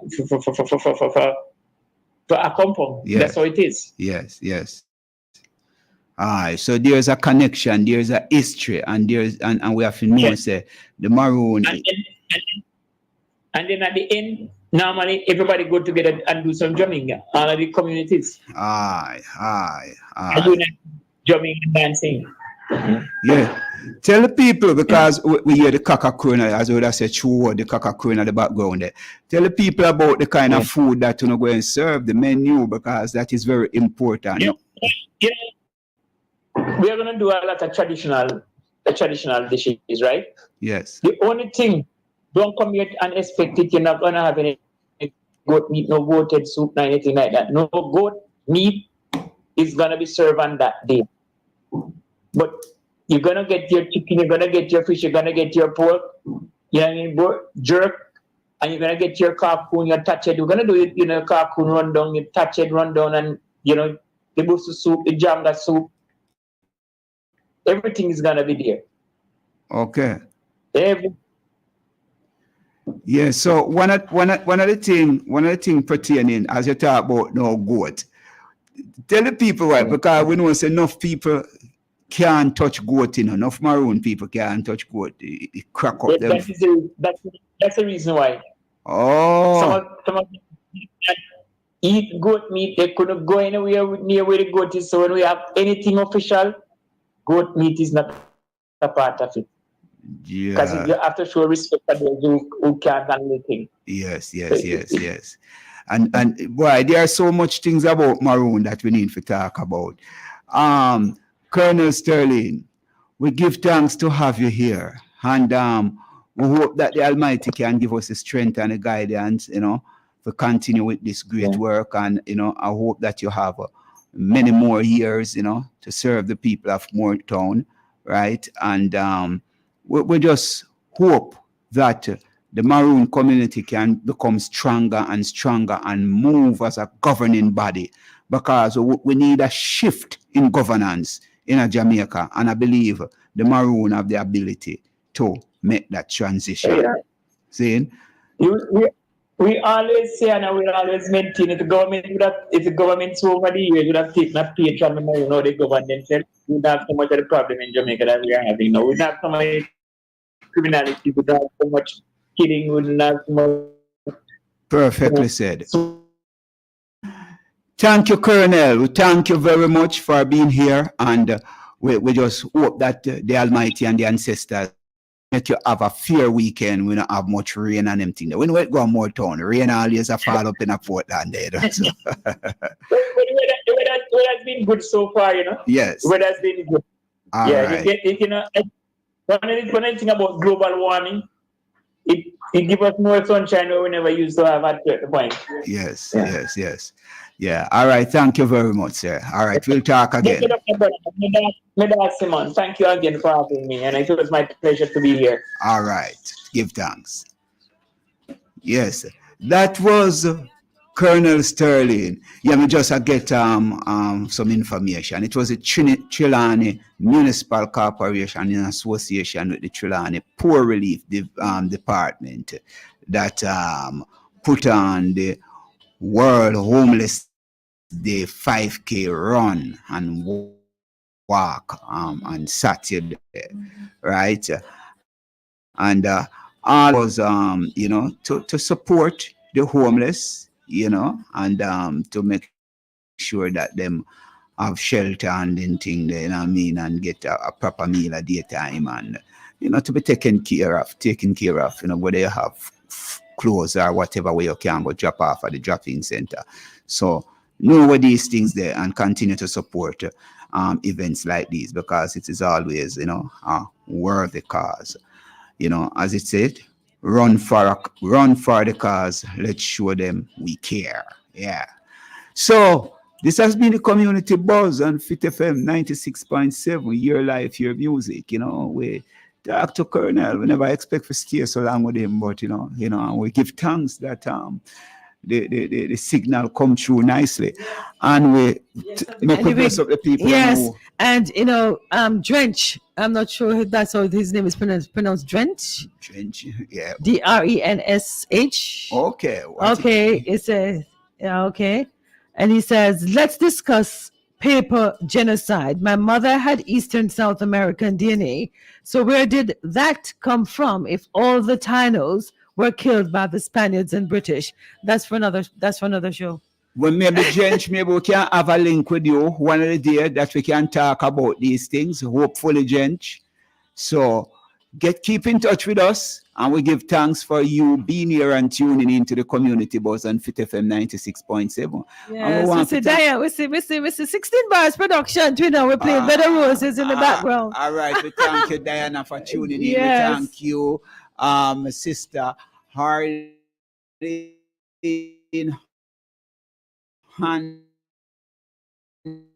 land Yeah. over there in England. We thank you, Michelle Clark. We thank all the people who tune in Yes. and Natalie Flimsy White. You know, I hope you were listening and hearing clearly. We know that some people would want to go to the website and click a challenge today. It is what it is. We're working with technology and sometimes it fails us. Okay, so Drench is Natalie Flimsy. Oh, okay. You see. All right. Okay. Because there's so many devices. So we need to talk. Drench, to hear what, we need some knowledge on what you're saying. Yeah, your side of the story, because that is very important.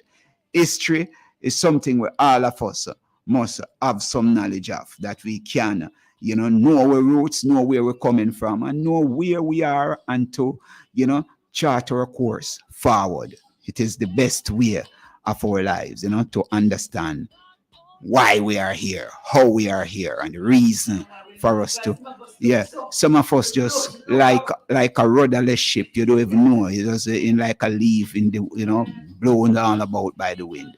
But we have to be wise and strong. We give thanks. It's a beautiful afternoon. We see outside look kind of cloudy, but I said go. We get some rain in Trelawney, some kind of rain. We just drop down on you sometime without no warning. But we know them are going with the weather. Well, what name? Milton never mash up the place too wicked according to what I'm hearing. Michelle, you did safe.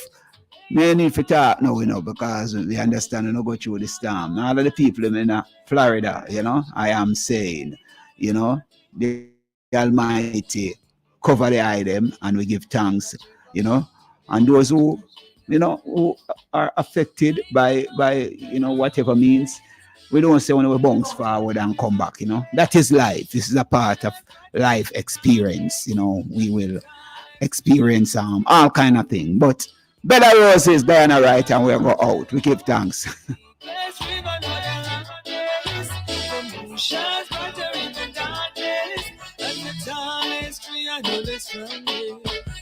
Even though they say you can't afford me, deep in me, I know you love me.